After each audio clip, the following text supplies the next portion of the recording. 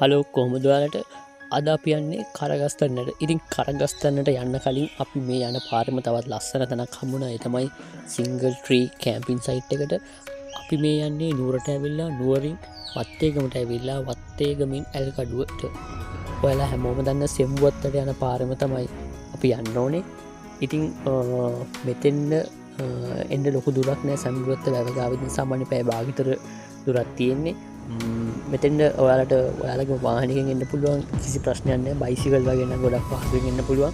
ඒවගේමටික ලොක වාහනකුනත් එන්න පුළුවන් හැබ පොඩ්ඩක් පාර සෞත්තුයි කැමි සයිඩ් එක විශෂත්වයක් තියෙන්නේ එතන කෑම්පිං කරනවා නම් ඔයාලට අවශ්‍ය සියලුම පහසුකම් මෙතර තියෙනවා ටොයිලට් තියෙනවා ඔයාලටන ෆෝන් ජාච් කරගන්න පුළුවන් ඒවගේම ලොකු පහසුකම් ගොඩක් මෙතන එයාලා සපැල දීල තිනවා මෙතනිදං ලොකු රේන්ජ එක විව් එක බලාගන්න පුළුවන් උන්නස්කිරි කන්ද ඊට පස්සේ නුවර ටවුන් එක හන්තාන ඊට පස්සේ මාතලේ ටවුන් එක අපිට මෙතෙන්ඩ අලකල්ල කන්ද පේනවා මේ වගේ ලොක්කු රේන්ජ් එක්ක කඳු ගොඩක් බලාගන්න පුළුවන්ගෙනවා. අපි සිංගල්ට්‍රී කැම්පින් සයිට් එකට සම්බුදීලා දැම්මේ යන්නේ ගම්මඩුවට. ගම්මඩුවට යන්න පුළුවන් පාරවල් දෙකක් තියෙන එක රක්කට පැත්තෙන් එන්න පුළුවන් නැත්නම් කුබල්ලොලුව පැත්තෙන් එන්න පුළුවන්. ඊට පස්සේ ඔයාලට යන්න තියන්නේ පුසැල්ල හන්දියට. පුසැල්ල හන්දියටවට පස්සේ එදින්ම ගම්මඩුව පොඩි ගමත් තියෙනවා කඩමණ්ඩෙක් වගේ එක දෙන්න පුළුවන්. ගම්මඩුවට ඇවිල්ලා එතනින් ටැමිල් ස්කූල් එක තියෙනවා. ටැමිල් ස්කූල් එක පාරෙන් ට යන්න ඕන. ඒ පාර දිගේ ගියපුහම ඔයාලට කරගස්තැන්නට යන්න පුළුවන්. ඒක ගම්මඩුව වතු අයට අති ප්‍රදේශයක් ඒවගේම දැම් මේක පාලනය කරන්නේ ලලාන් වතු සමාගම මේ කරගස්තයන අයිති වෙන්නේ ලක්කල ප්‍රාදේශීලයකම් කොට්ටාසිට මේක ග්‍රාම සේවා කොට්ටාසේ වැටෙන්නේ ටියවුල් ගස් පතන. අපි මේ යන කරගස්තැන්න ෆිල්ම් පොයින්ට අයිති වෙන්නේ තුම්බර කඳුවලට. ඒකන්නේ උතුරු සීමාවේ කොන තමයි මේ කරගස්තැන්න කඳු සෙට්ටෙන්ම අයිති වෙන්නේ. ඉතින් මේක මිටර් 1000කට ආසන්න ඔසකින් තියෙන කඳු පන්තියක්. විශේෂත්වයක් තමයි අපි මේ යන පාර දෙපැත්තම ගොඩක් කරලා තිබේ ෆයිනස් ගස්. නමුත් මීට අවුරුදු ගානකට කලින් මේක විශාල තේවත්තක්. ඒවට දැන් ෆයිනස් විතරයි ඉතින් ගොඩක් වෙලාවට තියෙන්නේ. ඒ වගේම මේ ෆයිනස් ගස්වල කිරි එකතු කරන ගොඩක් අය ඔය අපිට ඉස්සරහින් පේන්නේ ගම්මඩුව තියෙන ටවර්ස් ටික.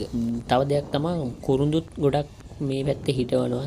ඉස්සර වගේ තේ වකා කරන එක බොහොම අඩුවෙන් තමයි දැන් කරන්නේ. කරගස්තන්නට යනවනම් අපි මේ යන පාරෙම එක තැනකින් දකුණට හැරෙන්න ඕන. ඒ වුණාට අපිට මේ ගමන යද්දී පොඩි අතපසුවීමක් වුණා. අපි මේ පාර දිගේ කෙලින්ම ගියා.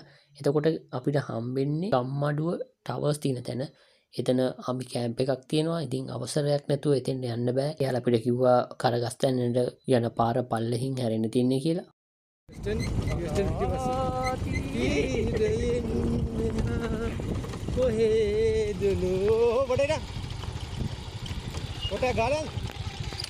අපි මේ ආයමත් පල්ලෙහාට යන ගමන් කරගස්තන්නට හැරෙන පාර හොයාගෙන ඉතින් මේ පාර සාමාන්‍යයෙන් හොඳට මේන්ටේන් කරගෙන නම් මොකද මේ ITN එකේ ටවර්ස් තියෙනවා දහම්දාවේ ටවර්ස් වගේක් තියෙන හින්දා යාලා අර හොඳට නඩත්තු කරගෙන යනවා. ඔය වෑන් එකක් නවත්තලා තියෙන තැනින් තමයි අපි ඇතුළට දාන්න ඕනේ කරගස්තන්නට යන්න. මෙතන ඉඳන් ආයමත් ෆයිනස් වත්තක් තමයි තියෙන්නේ. මේ යන පාරගම් කාලෙකින් වාහනයක් ගියපු සලකුණක්වත් නැහැ. ඉතින් මේ ගමනේ තියෙන ලොකුම අවදානම දැන් තමයි පටන් ගන්න. මොකද මේ පාරේ ගොඩක් වෙලාවට අලි ඉන්නවා. කොහොමුණත් දැන් වෙලාව 2ට විතර ඇති. අඩුම හවස 4ට කලින්වත් මෙතනින් පිටත් වෙන්න ඕනේ. මොකද නැත්තම් හවස 4න් පස්සේ ගොඩක් වෙලාවට අලි පාරට එනවා. ඉතින් අපිට මගදී කට්ටියත් කිව්වේ පුළුවන් තරම් ඉක්මනට කැලින් එලියට එන්න කියලා රෑ වෙන්න කලින්. මේ වෙලාවේ එක පැත්තකට වහිනවා. ඒ වගේම පොඩි පින්නක් අපි ඉන්න හරියට යනවා. ඉතින් මාරම ලස්සන view එකක් අපිට බලා ගන්න පුළුවන් වුණා මේ. මේක තුරකට තමයි. මේක උසල ගණන් කරපට.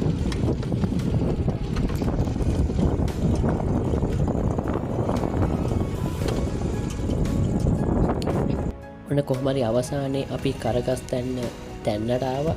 මේ පේන පාර දිගටම තියෙනවා. හැබැයි කරගස්තන්නේ view point එකට යනවා නම් මෙතන බයික් දාලා පයින් යන්න ඕනේ.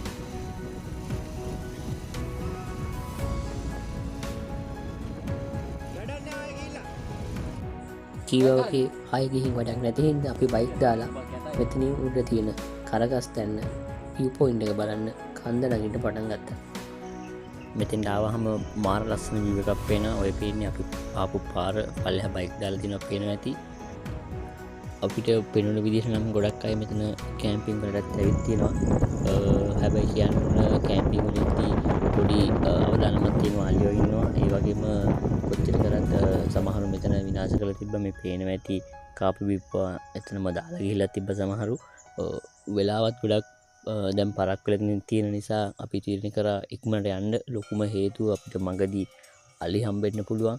එහින්දා ඒ රිස්ක් එක ආවා. ඒ වගේම පොඩ්ඩක් වැස්ස ගතියත් එන්න ආවා.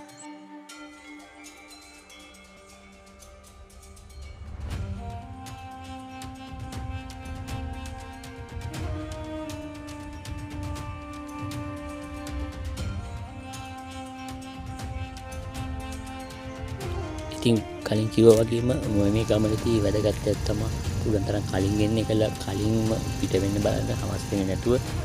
ඒ වගේම තමයි බයිසිකල් වලින් උඩට එන්න පුළුවන් ප්‍රශ්නයක් නැහැ. එහෙම නැත්නම් 4 wheel වාහනයකින් එන්න පුළුවන්. ඉතින් මේ තියෙන නකල් සිද්ධි අපිට ගොඩක් කරලා හම්බ වෙන රසවත් කෑමක්.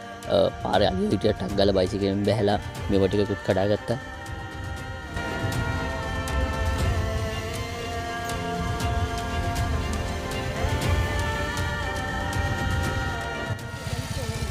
ඒව වගේම අපි යද්දි තිබ්බ නැති අලිපිටි මෙන්න අපි එද්දි තියෙනවා. ඒ කියන්නේ අපි ගේ ටිකට අලියා මේ පාර ක්‍රොස් කරලා ගිහිල්ලා තියෙනවා.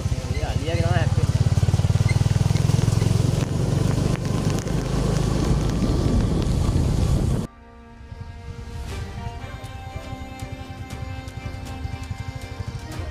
අලියෙක්වත් එළියට ගියේ. දාලා දුවන්න තමයි වෙන්නේ. කොහොම හරි හවස 4:05 වෙද්දී අපි කරගස්තනින් එළියට ආවා. එහෙනම් අදට වීඩියෝ එක ඉවර කරනවා. මේ වගේම ලස්සන වීඩියෝ එකකින් ආයෙම හම්බ වෙනවා.